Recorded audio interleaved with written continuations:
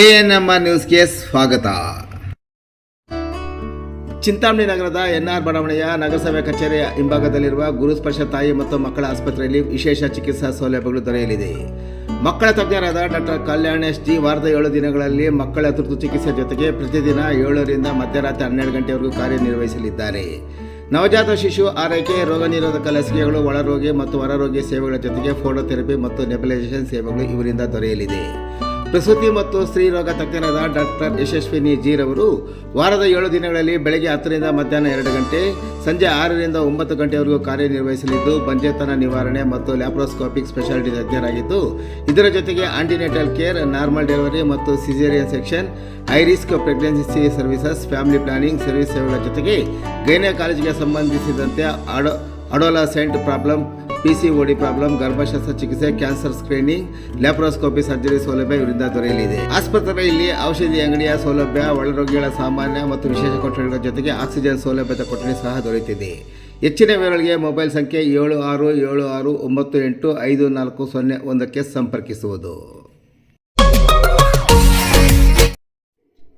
Supreme court ಮಧ್ಯಂತರ ತಡೆಯಿಂದ ಬಾಗೇಪಲ್ಲಿ ಸುಬ್ಬಾರೆಡ್ಡಿಗೆ ಶಾಸಕ ಸ್ಥಾನಕ್ಕೆ ಮರುಜೀವ.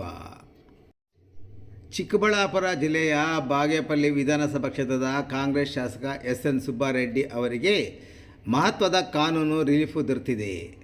ಅವರ ಆಯ್ಕೆಯನ್ನು ಅಸಿಂಧುಗೊಳಿಸಿದ್ದ ಕರ್ನಾಟಕ ಹೈಕೋರ್ಟ್ ಆದೇಶಕ್ಕೆ ಸುಪ್ರೀಂ ಕೋರ್ಟ್ ಮಧ್ಯಂತರ ತಡೆ ನೀಡಿದೆ. ಈ ಮೂಲಕ ಸುಬ್ಬಾರೆಡ್ಡಿ ಅವರಿಗೆ ತಾತ್ಕಾಲಿಕವಾಗಿ ತಮ್ಮ ಶಾಸಕ ಸ್ಥಾನವನ್ನು ಕಾಯ್ದುಕೊಳ್ಳುವಂತಾಗಿದೆ. 2023ರ ವಿಧಾನಸಭಾ ಚುನಾವಣೆಯಲ್ಲಿ ಚಿಕ್ಕಬಳ್ಳಾಪುರ ಜಿಲ್ಲೆಯ ಬಾಗೇಪಲ್ಲಿ ಕ್ಷೇತ್ರದಿಂದ ಸ್ಪರ್ಧಿಸಿದ್ದ ಸುಬ್ಬಾರೆಡ್ಡಿ 82,128 ಮತಗಳನ್ನು ಪಡೆದು ಗೆಲುವು ಸಾಧಿಸಿದರು.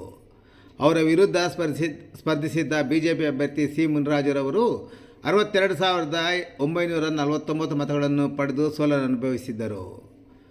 ಫಲಿತಾಂಶ ಪ್ರಕಟವಾದ ಬಳಿಕ ಚುನಾವಣೆಯಲ್ಲಿ ಅನಿಯಮ ನಡೆದಿದೆ ಎಂದು ಆರೋಪಿಸಿ ಮುನಿರಾಜು 2023ರ ಜೂನ್ 24ರಂದು ಹೈಕೋರ್ಟ್ನಲ್ಲಿ ಚುನಾವಣೆ ತಕರಾರು ಅರ್ಜಿ ಸಲ್ಲಿಸಿದ್ದರು.